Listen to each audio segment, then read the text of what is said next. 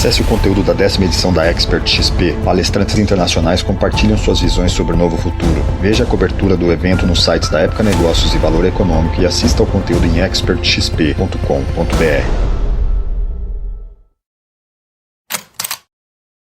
President Trump has said enough. We're not going to allow this to continue to happen. Basta a ação dos chineses, que tentam roubar dos Estados Unidos os segredos sobre o desenvolvimento de uma vacina contra a Covid-19. Foi assim que o secretário de Estado americano, Mike Pompeo, se referiu à decisão do presidente Donald Trump, que mandou fechar o consulado da China em Houston, no Texas, na quarta-feira. Um movimento hostil classificado pelo governo de Pequim como sem precedentes. 如果美方一意孤行，中方必将采取措施，坚决应对。 O porta-voz do Ministério de Relações Exteriores da China ameaçou retalhar. Disse que o fechamento do consulado foi uma provocação e que espera que os Estados Unidos reconsiderem a sua decisão. Mas o governo Trump não recuou. Se antecipou a uma esperada retaliação chinesa e decidiu não reabrir o seu consulado na região de Wuhan, que foi fechado temporariamente após o início da pandemia. Well, I'm president. I will put the CDC officials back in China and insist the Chinese keep their commitment rather than trusting Beijing with the health and safety of the American people. A retórica anti-China não é nova, nem é exclusividade de Trump e seus aliados. Pelo contrário, o candidato democrata Joe Biden, que hoje lidera as pesquisas, acusa Trump de negligenciar os problemas provocados pelos chineses, especialmente no combate ao novo coronavírus, para evitar prejuízos econômicos. E as tensões entre as duas grandes potências vão muito além. Há ainda batalhas da tecnologia 5G, dos outros e numerosos itens da agenda comercial e o impasse sobre o desrespeito aos direitos humanos em Hong Kong e Taiwan. Há mesmo uma guerra fria entre os Estados Unidos e a China.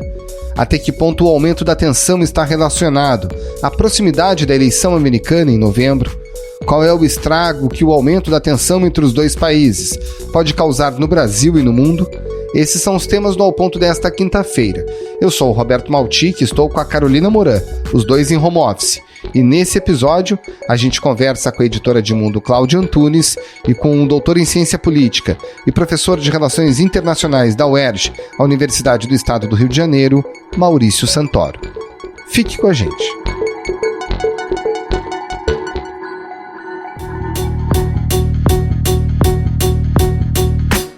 Cláudia Antunes, o que a gente sabe de concreto que ligaria eventualmente o consulado chinês em Houston, Texas, com atividades de espionagem relacionadas à vacina da Covid-19?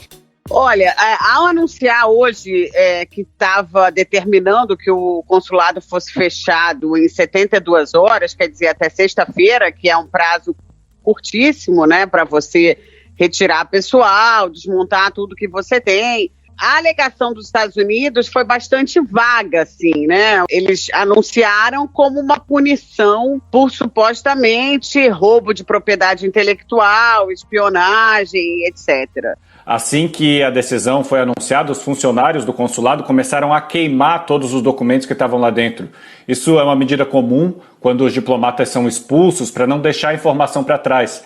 E aí, com a fumaça, até os bombeiros foram chamados, mas não entraram no prédio. Agora, os Estados Unidos não foram específicos sobre o que chineses ligados a esse consulado teriam feito, né? Que justificasse uma medida que diplomaticamente é muito forte, que nunca tinha acontecido entre os dois países, né? Nessa área de Houston, né, que é onde fica o consulado, que é um dos 5 consulados chineses nos Estados Unidos, residem 900 mil chineses, há 900 mil residentes chineses. Tem muito chinês nos Estados Unidos, seja fazendo negócios, seja estudando, então o que mostra também como por trás dessa guerra que se abriu e que se agravou com a pandemia da Covid-19, que tende a crescer à medida que chega perto da eleição americana, também tem uma relação que era muito umbilical, muito próxima, né? Esse episódio, ele é sem precedentes, né, nas relações entre Estados Unidos e China, mas a tensão entre os dois países, ela vem escalonando, né? Vamos relembrar um pouquinho onde é que começa a recrudescer a tensão entre China e Estados Unidos? As relações sempre houve choques, então, em torno de questões, por exemplo, sobre direitos humanos, sobre protecionismo chinês, sobre propriedade intelectual, sempre houve isso, né? Mas elas cresceram muito no governo do Trump, porque os Estados Unidos têm um enorme déficit comercial com a China, que, aliás, continuam tendo, e o Trump se elegeu com uma retórica nacionalista, né? Os Estados Unidos primeiro, o mote inicial do governo Trump, quando começou a guerra comercial, em que ele aumentou as tarifas sobre produtos chineses. A guerra comercial ficou mais acirrada a partir de maio, quando os Estados Unidos aumentaram a tarifação sobre importados chineses. A China respondeu na mesma moeda. Agora o governo chinês afirma que a retirada das tarifas deve ser na mesma proporção dos dois países e que essa é uma condição fundamental para o andamento do acordo. Depois ele fez o mesmo em relação também a produtos europeus e tal, era combater o que ele chamava desse desequilíbrio comercial entre os dois países, que não adiantou muito, o déficit continua sendo enorme, porque muitas empresas americanas estão estabelecidas na China, mas nessas negociações comerciais a China se comprometeu a comprar mais produtos americanos, inclusive produtos agrícolas, lembrando que muitos estados agrícolas são uma base do Partido Republicano, tipo Iowa, são estados que votaram no Partido Republicano, que votam no Partido Republicano e votaram no Trump na eleição de 2016. Então, essa guerra comercial estava sendo mais ou menos resolvida através de negociações, né? Aí começou também uma guerra tecnológica que foi se aprofundando cada vez mais, e os Estados Unidos querem evitar que a China se torne também uma potência que compita com os Estados Unidos tecnologicamente no mesmo pé, o que a China obviamente se esforça em fazer. Em dezembro de 2018, no auge da guerra comercial, o governo do Canadá prendeu, a pedido dos Estados Unidos, a executiva chinesa Meng Wanzhou. Ela é filha do dono da gigante de tecnologia chinesa Huawei. Ela foi acusada de conspiração e fraude. A empresa lidera o mercado da nova tecnologia de conexão de celulares à internet, o 5G. China e Estados Unidos travam uma batalha pelo domínio da nova tecnologia nos próximos anos. Essa disputa tecnológica que já estava em atividade, né? Ela se agravou mais ainda muito no plano da retórica com a pandemia da Covid-19, né? Primeiro, Trump elogiou a resposta da China. Depois, mudou de tom. Passou a culpar o país pela pandemia e a chamar o novo coronavírus de vírus chinês. Passou a ser quase um imperativo político passar a culpar a China pela disseminação da pandemia, né?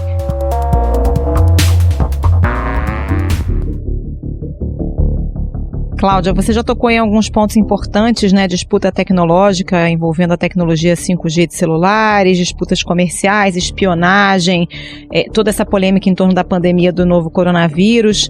Mas tem outros pontos também, né? Ligados a direitos humanos. Por exemplo, a questão de Hong Kong, com a China editando uma lei de segurança nacional por lá, sufocando protestos. A lei classifica como crime qualquer ação que possa ser considerada promoção de separatismo, terrorismo, subversão e conluio com forças externas estrangeiras. E é uma tentativa do governo central chinês de ampliar o controle sobre o território semi-autônomo. Como é que essas questões são vistas hoje nos Estados Unidos e que peso elas têm? Eu acho que essa questão dos direitos humanos sempre teve um peso muito grande, né, na política externa americana, tanto que, assim, antes dessa fase, a fase de maior estranhamento entre os dois países foi depois do massacre da Praça da Paz Celestial, quando foram reprimidas aquelas manifestações, que foi em 89, né, manifestações estudantis por reformas no sistema, etc. E aquilo provocou reações americanas, sanções contra a China, foi o período de maior, mas era ligado a um ponto bem específico, né. Hoje, acho que também os Estados Unidos tomaram medidas contra a China sob o argumento, esses dois argumentos, né, de violações dos direitos humanos da minoria uigur, que é uma minoria muçulmana dessa província de Xinjiang, que é uma província que tem um território enorme, é uma província estratégica. Na China, a etnia uigur vive na região de Xinjiang, no oeste do país, perto da fronteira com o Paquistão e com o Afeganistão.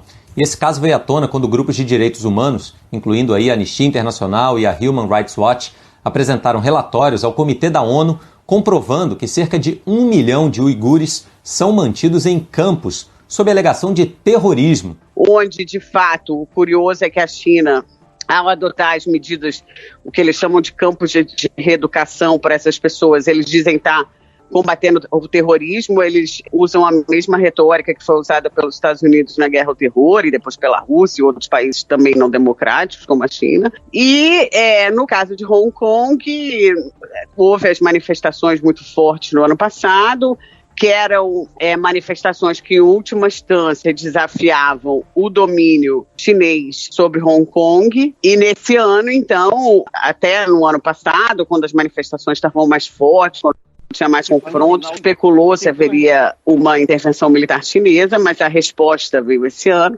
sob a forma dessa Lei de Segurança Nacional, que é uma lei talvez propositalmente vaga para coibir atividades de secessionismo, separatismo e subversão, que são coisas às vezes muito vagas, e também o que eles chamam de conluio com governos estrangeiros, né? Agora, óbvio que nessa retórica de direitos humanos tem uma enorme hipocrisia, porque um dos maiores aliados dos Estados Unidos é a Arábia Saudita, que matou o jornalista lá dentro do seu consulado em Istambul.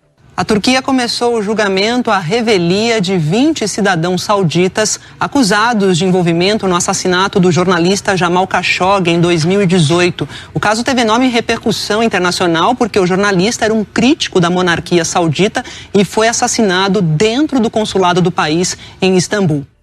Que trava uma guerra de bombardeio no Iêmen, da qual pouco se fala, mas é a maior tragédia humanitária da humanidade. Então essa questão dos direitos humanos, ela é importantíssima, mas na política internacional ela é uma questão muito submetida a outros interesses, né? Dependendo se o ditador é seu amigo ou não, né? Cláudia Antunes, obrigada pela participação, bom trabalho para você. Cláudia Antunes, muito obrigado, um abraço. Um abraço para vocês. Maurício Santoro, com esse escalonamento aí das tensões entre Estados Unidos e China, já dá pra gente usar o termo Nova Guerra Fria? Esse termo Nova Guerra Fria tem sido muito usado tanto nos Estados Unidos quanto na Europa para descrever o atual momento. Mas eu não gosto muito dele. Eu prefiro uma interpretação que eu ouvi em Singapura no ano passado, que é um país muito interessante porque tem uma elite diplomática e acadêmica que conhece muito bem tanto a China quanto os Estados Unidos. E os meus colegas em Singapura ressaltaram que a situação atual é muito diferente do que era a antiga Guerra Fria. A União Soviética nunca foi um parceiro econômico para os Estados Unidos importante. É diferente com a China. A China tem um enorme comércio com os Estados Unidos, mais de 550 bilhões de dólares por ano, e ela se tornou também uma rival econômica para os americanos, inclusive em produtos de alta tecnologia, em serviços como o padrão 5G de internet ou como a inteligência artificial. Então é uma situação de rivalidade diplomática, de tensões políticas, mas que é mais complicada por causa dessa interdependência econômica do que eram as disputas entre os Estados Unidos e a União Soviética. Agora, nesse contexto de agravamento das relações, a gente tem uma eleição dos Estados Unidos em novembro. O quanto que a proximidade do período eleitoral, sabendo que a China é o antagonista, pode ser um adversário comum para qualquer um dos candidatos, o quanto que o calendário eleitoral faz com que as tensões aumentem? Essa piora nas relações entre a China e os Estados Unidos começou há mais ou menos 10 anos, depois da crise financeira global de 2008. Portanto, ela antecede bastante o governo Trump. Mas ela ficou muito mais evidente agora com o atual presidente, porque ele tornou, inclusive, essa plataforma anti-China central na sua campanha e no seu governo. E a eleição presidencial americana é daqui a 104 dias. Travar uma batalha contra a China dá força para Trump como candidato, numa tentativa de unir o eleitorado contra um inimigo comum. Mas não seria diferente com os democratas.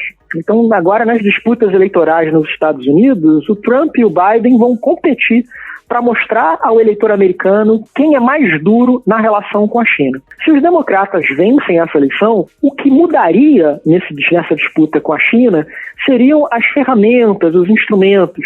A gente pode imaginar, por exemplo, que com os democratas os temas de direitos humanos, envolvendo Hong Kong, envolvendo a minoria muçulmana na região de Xinjiang, na China, provavelmente iriam para o centro dessa agenda, enquanto que com o Trump ela foi muito dominada pela questão comercial. E talvez o cenário não mude com o Joe Biden, que está superando o Trump nas pesquisas, como a gente viu recentemente. O Biden também tem uma agenda muito contra a China, especialmente na questão comercial e dos direitos humanos. Maurício, como é que essa disputa Estados Unidos e China reverbera na geopolítica mundial? Que grupo de países está mais alinhado com os Estados Unidos? Que grupo está mais alinhado com a China? Como é que está essa divisão? A disputa entre a China e os Estados Unidos tem hoje um alcance global, refletindo a expansão do desenvolvimento econômico chinês e como a China se tornou uma parceira para vários países em várias regiões do mundo. Ela tem sido mais forte entre países em desenvolvimento da África e da Ásia, porque é ali onde essa nova influência chinesa se manifesta com mais força. Por exemplo, em 2013, os chineses lançaram um grande projeto de investimentos em infraestrutura global, chamado Nova Rota da Seda, que tem sido particularmente presente nessas regiões da África e da Ásia. O projeto foi lançado em 2013 e já recebeu um investimento direto de mais de 50 bilhões de dólares da China. Um caminho que já está sendo trilhado. O presidente da China, Xi Jinping, abriu a conferência dizendo que a iniciativa tem que ser verde e sustentável para proteger a casa em que todos nós vivemos. O líder chinês também destacou que o projeto tem o intuito de construir infraestrutura de qualidade e com preços razoáveis. Mas ela é uma disputa que também se manifesta, por exemplo, na União Europeia, com uma divisão entre os grandes países da Europa, como Alemanha e França, que são mais críticos da China, e países menores, como Portugal e Grécia, que têm abraçado a nova Rota da Seda pelas oportunidades de negócio que elas trazem. E até aqui, na América Latina, a gente enxerga também esses conflitos.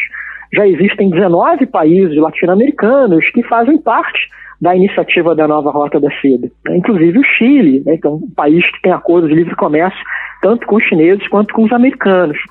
E para um país como o Brasil, é uma disputa também que traz uma série de tensões. Afinal, a China é o maior parceiro comercial do Brasil, com mais de 100 bilhões de dólares de comércio por ano, e os Estados Unidos são os segundo maiores, com 60 bilhões de dólares de comércio anual. Então, quando a gente tem essa disputa muito feroz entre os nossos dois principais sócios econômicos, como é que fica o Brasil no meio desse fogo cruzado? E aí, como é que fica? O Brasil tem mercadorias importantes que troca com a China e também tem uma grande influência política dos Estados Unidos. Tem uma escolha política feita pelo governo brasileiro, não só pelos Estados Unidos, mas pelo governo Trump. O Brasil de hoje é amigo dos Estados Unidos. O Brasil de hoje respeita os Estados Unidos. E o Brasil de hoje quer o povo americano, os empresários americanos ao nosso lado. Qual é o risco que a gente corre mantendo essa relação onde com a China ela está muito mais vinculada à própria troca de mercadorias e o valor que elas têm para a economia dos dois países? Bom, os Estados Unidos foram os maiores parceiros comerciais do Brasil do final do século XIX até o ano de 2008. E de 2009 para cá, exatamente nesse pós-crise financeira global, a China assumiu essa liderança e tem crescido muito rapidamente, inclusive agora na pandemia. Esses meses aqui de pandemia, o percentual das exportações brasileiras indo para a China ultrapassou pela primeira vez 1/3 das exportações do Brasil. É uma relação que está se aprofundando com a atual crise econômica global. Agora, qual é o risco que esse confronto entre os Estados Unidos e a China traz para o Brasil? É um provérbio muito interessante que diz que em briga de elefante quem sai perdendo é a grama, né? Nessa disputa entre sanções, protecionismos, aumentos de tarifa, o Brasil pode acabar perdendo mercados, pode acabar sendo prejudicado, recebendo aí algumas balas perdidas dessas disputas. Mas esse cenário também traz oportunidades para o Brasil. Em momentos anteriores de disputas internacionais muito fortes, na década de 1930, na década de 70, o Brasil teve políticas externas que foram capazes de extrair o máximo possível dessas disputas entre vários parceiros importantes, em particular entre os Estados Unidos e a Europa. E é perfeitamente possível, viável, de que o Brasil retorne esse tipo de fórmula diplomática, né, de não alinhamento, de buscar diversificar suas opções e tire o máximo de concessões desses dois parceiros que são importantes, que estão muito presentes aqui no Brasil, né, como parceiros comerciais, como investidores. Então isso traz também boas chances para o Brasil.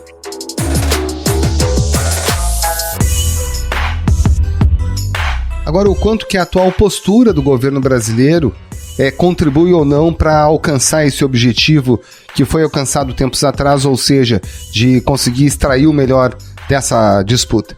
O principal pilar da política externa do presidente Bolsonaro tem sido a busca de uma relação preferencial com os Estados Unidos, que até agora se manifestou muito mais no sentido de acordos políticos do que propriamente de negociações econômicas. Mas é uma iniciativa que está muito presente e que ocasionalmente provoca algumas tensões com relação à China. O governo não abandonou um pragmatismo comercial com a China, ele continua vigente, em grande medida porque há grupos de interesse muito fortes no Brasil, como o agronegócio, como a mineração, para quem a China é um mercado primordial. E esses grupos têm garantido essa força das relações sino-brasileiras. A China é o nosso primeiro parceiro comercial e, juntamente com toda a minha equipe, bem como com o empresariado brasileiro, nós queremos mais que ampliar, queremos diversificar as nossas relações comerciais. Mas há também uma preocupação dos próprios chineses com algumas declarações vindas, por exemplo, do deputado Eduardo Bolsonaro ou do ex-ministro da Educação, Abraham Weintraub, que eram muito hostis à China, que culpavam, por exemplo, a China pela pandemia do coronavírus. O ministro da Educação, Abraham Weintraub, insistiu em responsabilizar a China pelo novo coronavírus na declaração por escrito entregue à Polícia Federal que apura se Weintraub cometeu crime de racismo. Numa postagem do ministro numa rede social, ele insinuou que a China poderia se beneficiar da pandemia. Isso sempre causa uma certa inquietação entre os chineses, na medida em que é difícil para eles distinguir se isso é uma fala que representa a posição oficial do governo brasileiro ou se é simplesmente opinião de alguém que é próximo ao presidente, mas que não é necessariamente aquilo no qual o Bolsonaro acredita. Mas o que tem ocorrido na relação entre Brasil e China ao longo desse ano e meio de governo Bolsonaro é que, em função dessas divergências ocasionais com Brasília, os governadores estaduais se tornaram mais importantes nesse diálogo com a China. Então, por exemplo, o governador de São Paulo criou um escritório de representação de São Paulo em Xangai para atrair comércio, para atrair investimentos. O governador do Maranhão foi negociar diretamente com os chineses a compra de suprimentos médicos para lidar com a pandemia, né? Então, esse tipo de ação dos governos estaduais tem acontecido com mais frequência. E a gente vê isso também em outras áreas, né, na questão do meio ambiente. E também é um sinal do quanto essa relação com a China ficou importante para o Brasil. Maurício, você vê alguma chance dessa tensão escalonar para uma guerra efetivamente ou fomentar outros conflitos indiretos, regionais, como acontecia na época da Guerra Fria entre Estados Unidos e União Soviética? Olha, o risco de que essas tensões políticas e econômicas degenerem num confronto militar existe, né? E não só na relação da China com os Estados Unidos. Há algumas semanas houve um confronto de fronteira entre a China e a Índia, na qual mais de 20 pessoas morreram. Então, eu não creio que nós vamos enfrentar uma guerra convencional, acho que há uma preocupação muito grande de evitar esse tipo de tragédia, mas existe a possibilidade, por exemplo, de um confronto militar no Mar do Sul da China, que hoje é a região de maior tensão militar entre os Estados Unidos e os chineses, onde a gente poderia ter, por exemplo, um embate entre alguns navios de guerra, trocas de tiros, gente morta, gente ferida. Isso não é pouca coisa, porque o Mar do Sul da China hoje é a principal via marítima para o comércio global, inclusive para o Brasil. Professor, para a gente encerrar esse episódio pontual do consulado em Houston, Texas, até onde ele pode chegar, qual é a gravidade que ele pode ter? Olha, infelizmente, o que nós temos visto nas últimas semanas, né, é uma escalada de conflitos.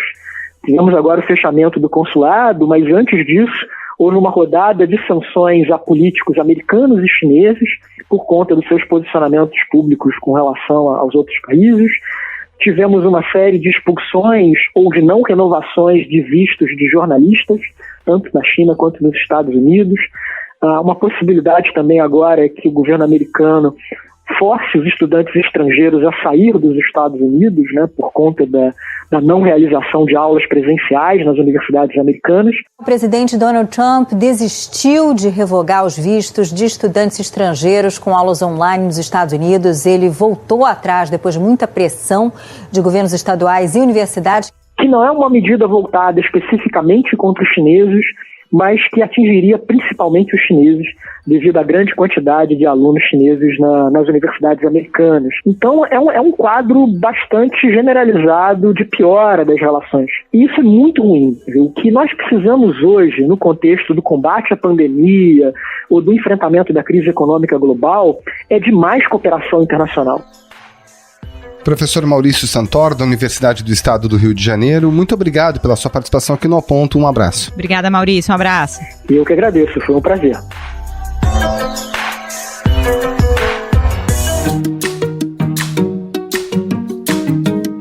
Esse foi o Ponto de hoje, o podcast diário da redação do Globo. Nessa conversa a gente conta com a participação de toda a equipe do jornal, as mesmas pessoas que levam até você informação e análise de qualidade todos os dias.